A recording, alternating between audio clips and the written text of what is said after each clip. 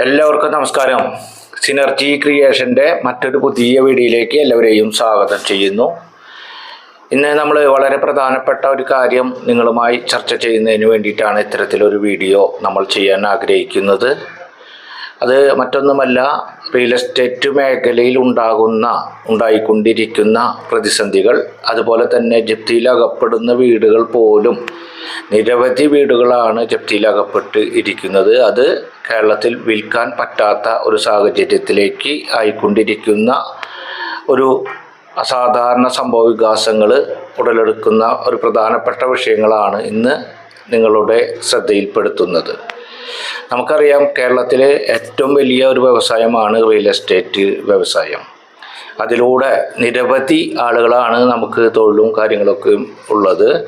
അത് ഒരു വീട് പണിയാൻ ആഗ്രഹിക്കുമ്പോൾ അതിൻ്റെ ഫ്രണ്ട് എലിവേഷൻ മുതൽ അതിൽ ഗാർഡനിലുണ്ടാകുന്ന ചെടി വിൽക്കുന്ന ആൾക്ക് വരെ, അതിൻ്റെ തൊട്ട് സെഡ് വരെയുള്ള അതിൽ ചെയ്യുന്ന തൊഴിലാളികൾ ഉൾപ്പെടെ, അതുപോലെ തന്നെ ഒരു ഓണർ ഒരു വീട് വാങ്ങുവാനോ അല്ലെങ്കിൽ ഒരു വസ്തു വാങ്ങുവാനോ തീരുമാനിക്കുമ്പോൾ അതിലൂടെ ഗവൺമെൻറ്റിനുണ്ടാകുന്ന വരുമാനം, അതിലൂടെ അത് മുഖേന ബന്ധപ്പെടുന്ന ആളുകൾക്കുണ്ടാകുന്ന വരുമാനങ്ങൾ ഉൾപ്പെടെ നിരവധി തൊഴിലാളികളുടെ സാഹചര്യം കൂടി മോശപ്പെട്ട അവസ്ഥയിലേക്ക് മാറിക്കൊണ്ടിരിക്കുകയാണ്.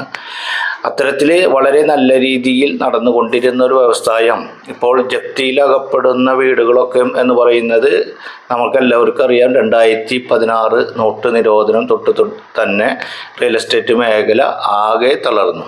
അതിൻ്റെ ഇടയിൽ കൂടെ 2018-19 ഉണ്ടായ പ്രളയങ്ങൾ, അതുപോലെ കൊറോണ സാഹചര്യങ്ങൾ, ഇത്രയും സാഹചര്യങ്ങൾ സംഭവവികാസങ്ങളിൽ കൂടെ ആളുകൾ കടന്നു പോകുന്നപ്പോഴാണ് ഏറ്റവും കൂടുതൽ കടബാധ്യതയും ജപ്തിയും ഉൾപ്പെടെ വന്ന സാഹചര്യം ഉണ്ടായത്. അതിൽ ഏറ്റവും സാധാരണ ആളുകൾക്ക് അതിൽ നിന്ന് റിക്കവറി ആയി വരുന്നതിന് മുമ്പേ തന്നെ ബാങ്കുകൾ നോട്ടീസും കാര്യങ്ങളൊക്കെ ആയി അവർക്ക് അത് തിരിച്ചടയ്ക്കുന്നതിനുള്ള ഒരു സാവകാശം പോലും കൊടുക്കാത്ത രീതിയിൽ വന്നതുകൊണ്ടാണ് നിരവധി വീടുകൾ ഈ സാഹചര്യത്തിലേക്ക് തള്ളപ്പെട്ടത്. എന്നാൽ ഞാൻ ചൂണ്ടിക്കാണിക്കുന്ന പ്രധാനപ്പെട്ട വസ്തുത, ജപ്തിയിലകപ്പെടുന്ന വീടുകൾ കേരളത്തിൽ ഉടനീളം നിരവധി വീടുകളാണ് ഇതുപോലെ വിൽപ്പനയ്ക്കായിട്ടുള്ളത്. അതെല്ലാ ജില്ലകളിലും ഉൾപ്പെടെയുണ്ട് നിരവധി വീടുകൾ. ഈ വീടുകൾക്കൊക്കെ അവിടുത്തെ മാർക്കറ്റ് വില എന്ന് പറയുന്നത് അതാത് പ്രദേശത്തെ സെന്റിന്റെ റേറ്റ്, അതുപോലെ തന്നെ ആ വീടിനുള്ള ഒരു വില ഒക്കെ കണക്കാക്കുമ്പോൾ, ഉദാഹരണം ഒരു 50 ലക്ഷം രൂപയുടെ വീടുകളൊക്കെ ആണെങ്കിലും അത് കടബാധ്യത ജപ്തിയിലകപ്പെട്ടുകൊണ്ട് തന്നെ അത് ഏകദേശം ഒരു 30 ലക്ഷം രൂപയ്ക്കൊക്കെ വിൽക്കാൻ വേണ്ടിയിട്ടുള്ള ശ്രമത്തിലേക്ക് ആളുകൾ എത്തുകയാണ്. നഷ്ടം ഉണ്ടായാലും എന്തൊക്കെ സംഭവിച്ചാലും തന്നെ നമുക്ക് ആ കടബാധ്യതയിൽ നിന്ന് അത് വിട്ടുകിട്ടി ആ കടബാധ്യത തീർത്തുകൊണ്ട് ഏകദേശം ഒരു 20 ലക്ഷം രൂപ കടബാധ്യത ഉണ്ടെങ്കിൽ അത് തീർത്തുകൊണ്ട് ഏകദേശം ഒരു 10 ലക്ഷം രൂപ കൊണ്ട് മറ്റൊരു സ്ഥലമോ വീടോ വാങ്ങുന്നതിന് വേണ്ടി ഒരു ശ്രമം ആളുകൾ നടത്തുമ്പോഴാണ് ഇത്തരത്തിലുള്ള ഞാൻ സൂചിപ്പിക്കാൻ പോകുന്ന ഈ സംഭവ വികാസങ്ങൾ ഉണ്ടാകുന്നത്. കടബാധ്യതയുള്ള ഒരാളാണെങ്കിൽ ഏകദേശം ഒരു 20 ലക്ഷം രൂപയാണ് അദ്ദേഹം ലോൺ ബാങ്കിലേക്ക് അടയ്ക്കേണ്ടതുണ്ടെങ്കിൽ അതൊരു 30 ലക്ഷം രൂപയ്ക്ക് അത് വിൽക്കാൻ വേണ്ടി ഓണർ വളരെ പെട്ടെന്ന് ഈ കടബാധ്യതയും കാര്യങ്ങളൊക്കെ അവസാനിപ്പിക്കുന്നതിന് വേണ്ടി താഴ്ത്തി കൊടുക്കുന്നതിന് വേണ്ടി അദ്ദേഹം തയ്യാറാണ്. അത് വിൽക്കാൻ വേണ്ടിയുള്ള കാര്യങ്ങളിലേക്ക് ഇറങ്ങുമ്പോൾ ഇത് വിൽക്കുന്നത് ഏകദേശം ഒരു 30 ലക്ഷം രൂപയ്ക്കാണ് വിൽക്കുന്നതെങ്കിൽ അതിൻ്റെ ഫെയർ വാല്യൂ, അതുപോലെ തന്നെ ആ വീടിൻ്റെ വാല്യുവേഷനൊക്കെ എടുത്തു വരുമ്പോൾ ഏകദേശം 40 ലക്ഷം രൂപയുടെ കണക്കാണ് വരുന്നത്. അദ്ദേഹം വിൽക്കാൻ ഉദ്ദേശിച്ചത് ഏകദേശം 30 ലക്ഷം രൂപയ്ക്കാണ്.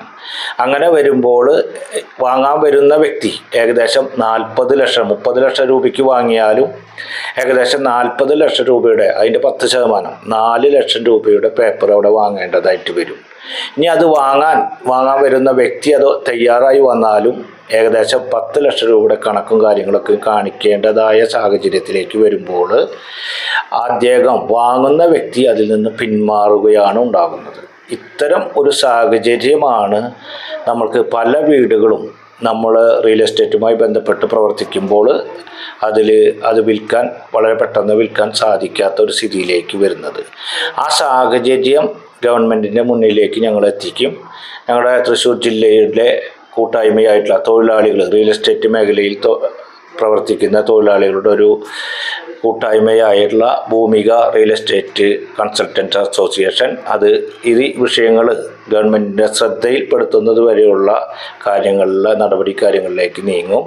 അതുപോലെ തന്നെ വളരെ പ്രധാനപ്പെട്ട കാര്യമാണ്, ഒരു വീട് പണിയുമ്പോൾ അതിൻ്റെ പുതിയ റേറ്റ്, ഗവൺമെൻറ് ഇപ്പോൾ പ്രഖ്യാപിച്ചിരിക്കുന്ന പുതിയ റേറ്റ്, ആ റേറ്റിൽ ഉൾപ്പെടെ ഏകദേശം ഒരേ കൊല്ലങ്ങൾ പഴക്കങ്ങൾ വരുമ്പോൾ അതിൽ ഗവൺമെൻറ് തീരുമാനിച്ചിട്ടുള്ള റേറ്റ് ഉൾപ്പെടെ അത്തരം കാര്യങ്ങളിലൊക്കെയും വളരെ നല്ല രീതിയിൽ ഒരു പുനഃപരിശോധന നടത്തേണ്ടത് ആവശ്യമുണ്ട്. കാരണം വളരെ കുറഞ്ഞ റേറ്റിലും പണി പൂർത്തീകരിച്ച് വീട് വാങ്ങുന്ന ആളുകൾക്ക് അവർക്ക് പുതിയ എല്ലാ വർക്കുകളും കംപ്ലീറ്റ് ആക്കിയിട്ടുള്ള വീടിൻ്റെ ഉള്ളിൽ അത്യാവശ്യം ഗ്രാനൈറ്റും കാര്യങ്ങളൊക്കെ ഇട്ട് അതുപോലെ തന്നെ നല്ല രീതിയിൽ ഇൻറ്റീരിയർ വർക്ക് ലക്ഷങ്ങൾ പൊടിച്ച് ഇൻറ്റീരിയർ വർക്ക് നടത്തിയിട്ടുള്ള അതേ ഫെയർ വാല്യൂ അതേ റേറ്റ് തന്നെ ഇടുന്ന ഒരു സാഹചര്യം കൂടി ഒന്ന് പുനഃപരിശോധിക്കണം. അത്തരം റിയൽ എസ്റ്റേറ്റ് മേഖല വളരെ സുഗമമായി മുന്നോട്ട് പോകുന്നത് ആർക്കാർക്കും ഗവൺമെൻറ്റിലേക്ക് ലഭിക്കേണ്ട ആ തുക കൃത്യമായി ഗവൺമെൻറ്റിലേക്ക് ലഭിക്കുക തന്നെ വേണം. അതുപോലെ തന്നെ അതിൻ്റെ മാർഗനിർദ്ദേശങ്ങൾ കൊടുക്കുമ്പോൾ ഇത് നടക്കാതിരിക്കുന്ന ഒരു സാഹചര്യം, ഒരു വസ്തു, ഒരു സ്ഥലമായാലും വീടായാലും അത് നടക്കുകയാണ് ഗവൺമെൻറ്റിലേക്കും അതുപോലെ തന്നെ കേരളത്തിലെ ഈ വ്യവസായം നിലനിൽക്കുന്നതും ഏറ്റവും സഹായകരമായി തീരുന്നത്. അത് നടക്കുന്ന പ്രവർത്തനങ്ങളിൽ ഗവൺമെൻറ് ഇടപെടണം. അത് നടക്കാൻ വേണ്ട സാഹചര്യം കേരളത്തിൽ ഉണ്ടാക്കിയെടുക്കണം. അതുപോലെ തന്നെയാണ് ഫെയർ വാല്യൂ ഉൾപ്പെടെയുള്ള പല തലങ്ങളിലും ഗവൺമെൻറ് പ്രഖ്യാപിച്ച ഫെയർ വാല്യൂ ഉൾപ്പെടെയുള്ള കാര്യങ്ങളിൽ പുനഃപരിശോധനയും കാര്യങ്ങളൊക്കെ ആവശ്യമായിട്ട് വരുന്നത്. ഇത്തരം സാഹചര്യങ്ങളെ വളരെ നല്ല രീതിയിൽ അത് ശ്രദ്ധാപൂർവം കൈകാര്യം ചെയ്തതിനെക്കുറിച്ച് അറിയാവുന്ന ഉദ്യോഗസ്ഥന്മാരെ കൊണ്ട് ആ കാര്യങ്ങളിൽ ഒരു പുനഃപരിശോധനയും കാര്യങ്ങളൊക്കെ നടത്തി നല്ല രീതിയിൽ മുൻപോട്ട് വരണമെന്നും കൂടി നിരവധി പഞ്ചായത്ത് റോഡുകളുടെയും കോർപ്പറേഷൻ റോഡുകളുടെയും പ്രധാനപ്പെട്ട ഏരിയയിൽ കിടക്കുന്ന അതേ ഫെയർ വാല്യൂ തന്നെ പോക്കറ്റ് റോഡുകളിലേക്ക് നിരവധി കാര്യങ്ങൾ അതിൽ പരിഹരിച്ച് വന്നിട്ടുണ്ടെങ്കിലും ഇപ്പോഴും പല മേഖലകളിലും ഇതുപോലെയുള്ള സംഭവവികാസങ്ങളുണ്ട്. പ്രധാനപ്പെട്ട കോർപ്പറേഷൻ റോഡ്, പഞ്ചായത്ത് റോഡ്, ആ പഞ്ചായത്ത് റോഡിൽ നിന്ന് ഡൈവേർട്ടായിട്ട് 100, 200, 500 മീറ്ററൊക്കെ മാറിപ്പോയാലും പഞ്ചായത്ത് റോഡ് കോർപ്പറേഷൻ റോഡിൻ്റെ അതേ ഫെയർ വാല്യൂ തന്നെ ഇവിടെയും തീരുമാനിച്ചിട്ടുണ്ട്. അത്തരം സംഭവവികാസങ്ങൾ അതുപോലെ തന്നെ പുതിയ വീടിന് അടക്കം ഗവൺമെൻറ്റിലേക്ക് അടയ്ക്കുന്ന ഫെയർ വാല്യൂ ഉൾപ്പെടെയുള്ള കാര്യങ്ങളിൽ ഒരു പുനഃപരിശോധന നടത്തി ഈ റിയൽ എസ്റ്റേറ്റ് മേഖല നല്ല രീതിയിൽ പ്രവർത്തിക്കുന്നതിന് വേണ്ടിയും അതുപോലെ തന്നെ നല്ല രീതിയിൽ തൊഴിലാളികൾക്ക് ഇടപെടുന്ന അവർക്ക്